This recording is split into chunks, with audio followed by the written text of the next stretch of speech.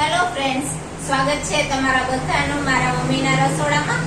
તો આજે હું બનાવીશ કાચી કેરી અને મરચાંનું અથાણું। ઇન્સ્ટન્ટ આ અથાણું બનીને તૈયાર થઈ જાય છે અને આ અથાણું તમે આખું વર્ષ ફ્રીજમાં સ્ટોર કરીને પણ રાખી શકો છો।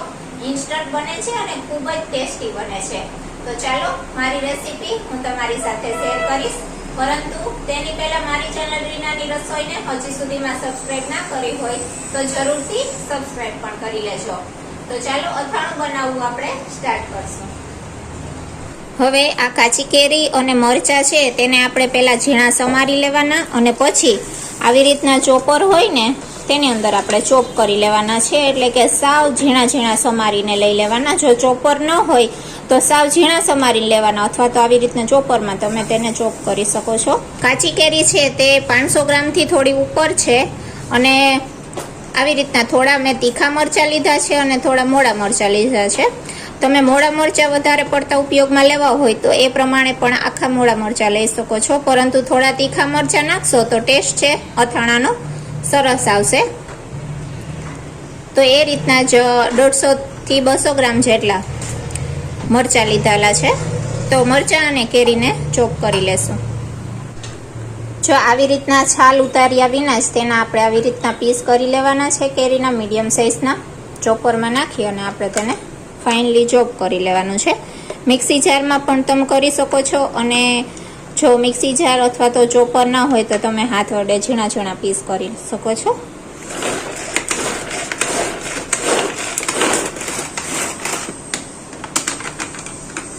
જોઈ લેશું, જો આવી રીતના ચોપ કરી લેવાના છે તો બાકીની કેરીના પણ આપણે આવી જ રીતના ચોપ કરી લેશું। આપણે આવી રીતના એક વાસણમાં અલગ કાઢી લેશું। આ જ રીતના મરચાંને પણ આપણે ચોપ કરી લેવાના છે। એકદમ ફાઇનલી આવી રીતના પીસ થઈને તૈયાર થશે। જો આવી રીતના એકદમ ઝીણી ઝીણી કટકી થઈ જશે।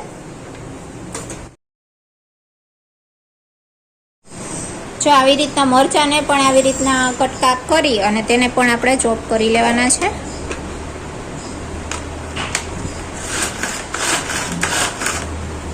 જો આવી રીતના થોડા કટકા અને થોડાક મોટા કટકા, થોડુંક ચોપિંગ અને થોડુંક આવી રીતના મોટા પીસ રહેવા જોઈએ। આ રીતના ચોપ કરવાનું। તો આને પણ આપણે કેરીની સાથે જ એડ કરી દેશું। મરચાં તમારે જો વધારે પસંદ હોય તો હજી વધુ નાખી શકો છો। મેં અત્યારે એટલા જ મરચાં લીધા છે। કાચી કેરીઓ અને મરચાં છે ચોપ થઈ ગયા છે। તો બસ હવે આપણે બધા જ મસાલા છે આમાં એડ કરવાના અથાણાના, તેની તૈયારી કરી લેશું। હવે આપણે તેલ ગરમ કરવા રાખી દેશું। તો મેં આવી રીતના એક વાટકાથી થોડું ઓછું તેલ લીધું છે, તે આપણે બધું ગરમ કરવા માટે રાખી દેશું। સિંગ તેલનો ઉપયોગ કર્યો છે। તેલ એકદમ ગરમ થવા દેવાનું, એ પછી ઠરી જાય પછી આપણે ઉપયોગમાં લેવાનું। તો એકદમ ગરમ થવા દેવાનું છે આ તેલને। આવી રીતે ચેક કરી લેવાનું કુરિયા નાખીને। જો કુરિયા ફટાફટ ઉપર આવી જાય છે મતલબ તેલ છે એકદમ સરસ ગરમ થઈ ગયું છે। હવે ગેસની ફ્લેમ બંધ કરી દેશું અને આ તેલને આપણે ઠંડુ થવા માટે પંખા નીચે રાખી દેવાનું છે। હવે મસાલા લઈ લેશું। તો આ બધા મસાલા છે ને આપણે થોડા થોડા શેકવાના છે। જેમાં જે મરી લીધા છે આવી રીતના 8 થી 10 નંગ મરી છે, 2 આખી મોટી ચમચી જેટલી વરિયાળી લીધી છે, 5 ચમચી રાઈના કુરિયા લીધા છે, 4 ચમચી મેથીના કુરિયા છે, અને 1 મોટી ચમચી આખા ધાણા છે, અને 2 મોટી ચમચી આખું જીરું છે। આ બધી જ વસ્તુને આપણે પહેલાં થોડી એવી શેકી લેશું। આવી રીતના નોનસ્ટિક પેન ઉપર આપણે આ બધી જ વસ્તુ છે તે એડ કરી દેશું, અને થોડી એવી એટલે કે ફક્ત 2 મિનિટ માટે તેને આપણે શેકી લેશું। શેકી અને પછી આપણે ઉપયોગમાં લેશું, જેના લીધે ટેસ્ટ પણ સરસ આવશે અથાણાનો।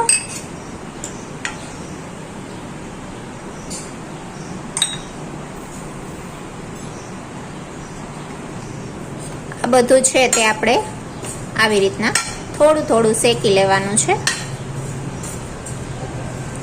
વધારે પડતું નથી શેકવાનું, ફક્ત 2 મિનિટ માટે જ શેકવાનું છે। જો આ બધું પ્રોપર રીતના શેકાઈ ગયું છે. હવે ગેસની ફ્લેમ આપણે બંધ કરી દેશું. આટલું જ શેકવાનું છે, વધારે પડતું કાળાશ પડતું ન થઈ જાય તેનું ધ્યાન રાખવાનું. હવે આ મિશ્રણને આપણે થોડી વાર ઠરવા દેશું, પછી આપણે તેને મિક્સી જારમાં એડ કરીશું. હવે આ મિશ્રણને આપણે મિક્સી જારમાં એડ કરી દેશું.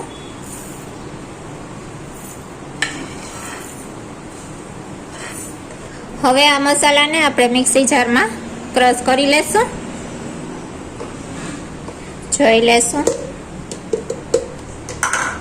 તો જો આવી રીતના એકદમ સરસ ફાઇન ભૂકો થઈ ગયો છે. એકદમ સરસ સુગંધ આવે છે મસાલાની. હવે આ મસાલો છે તે આપણે આની અંદર એડ કરી દેશું. આની અંદર બધો મસાલો એડ કરી દેવાનો છે. હવે આપણે આની અંદર મીઠું અને હળદર એડ કરી દેશું. આપણે મીઠું એડ કરીશું. તો આવી રીતના 3 થી 4 ચમચી જેટલું મીઠું એડ કરીશું આપણે. પછી ચાખીને તમારે જો મોરું લાગે તો તમે વધુ એડ કરી શકો છો. અત્યારે મેં 4 ચમચી જેટલું મીઠું એડ કર્યું છે. અથાણામાં મીઠું છે વધારે પડતું આગળ પડતું લેવામાં આવતું હોય છે. હવે આપણે હળદર એડ કરીશું. તો આવી રીતના 2 થી 3 ચમચી જેટલી આપણે હળદર એડ કરીશું. તો મેં અત્યારે અહીંયા 2 થી 3 ચમચી જેટલી હળદર લીધી છે. હવે આપણે જે ગરમ તેલ કરીને રાખ્યું હતું તે સાવ ઠરી ગયું છે. તો હવે આપણે તેની અંદર હિંગ એડ કરીશું. તો આવી રીતના 1 ચમચી જેટલી હિંગ લેશું અને લાલ મરચું પાવડર એડ કરીશું. આવી રીતે લાલ મરચું પાવડર એડ કરી દેશું તેલમાં જ. તો લાલ મરચું પાવડર મેં 3 ચમચી જેટલું લીધું છે, કારણ કે તીખાસમાં મરચાં પણ છે, તો એ પ્રમાણે લાલ મરચું પાવડર લેવાનું છે. બસ મિક્સ કરી દેશું અને આ તેલને આપણે અથાણામાં મિક્સ કરી દેશું. હવે આ તેલ છે તેને આપણે આની અંદર એડ કરી દેશું અને મિક્સ કરી દેશું. બધું જ તેલ છે તે મેં મિક્સ કરી દીધું છે. હવે આપણે તેને સરસ રીતના મિક્સ કરી દેશું. મોટો ચમચો લઈ લઈશ. હવે આને પ્રોપર રીતના આપણે મસાલાને અને તેલને એકદમ સરસ રીતના મિક્સ કરી દેવાનું છે. ઇન્સ્ટન્ટ આ અથાણું બનીને તૈયાર થઈ જાય છે અને તમે આને સ્ટોર કરીને રાખી શકો છો ફ્રીજમાં. બિલકુલ બગડતું નથી.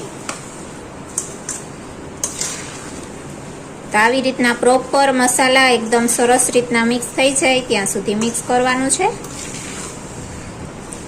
એકદમ ચટાકેદાર ખાટું અને તીખું આ અથાણું બનીને તૈયાર થાય છે.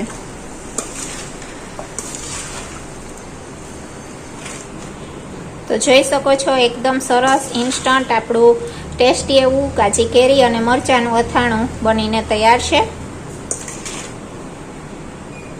ફટાફટ બની જાય છે. તો બસ હવે આપણે તેને સ્ટોર કરી અને કાચની બરણીમાં રાખી દેવાનું.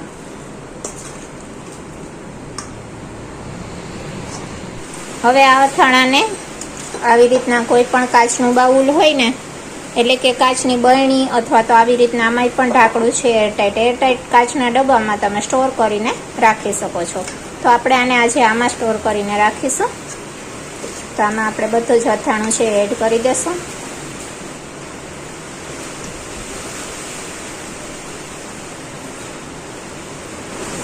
તો બસ આવી રીતના ઇન્સ્ટન્ટ આપણું કાચી કેરી અને મરચાંનું અથાણું બનીને તૈયાર છે. તમે પણ એક વખત આ રેસીપી જરૂરથી ટ્રાય કરજો. અને તમને જો મારી આ અથાણાની રેસીપી પસંદ આવી હોય, વિડીયો પસંદ આવ્યો હોય તો ચેનલને સબસ્ક્રાઈબ કરજો, વિડીયોને લાઈક કરજો અને આવો નવો સપોર્ટ દેતા રહેજો. તો બસ મળું છું નેક્સ્ટ વિડીયોમાં નેક્સ્ટ રેસીપી સાથે. ત્યાં સુધી જય માતાજી.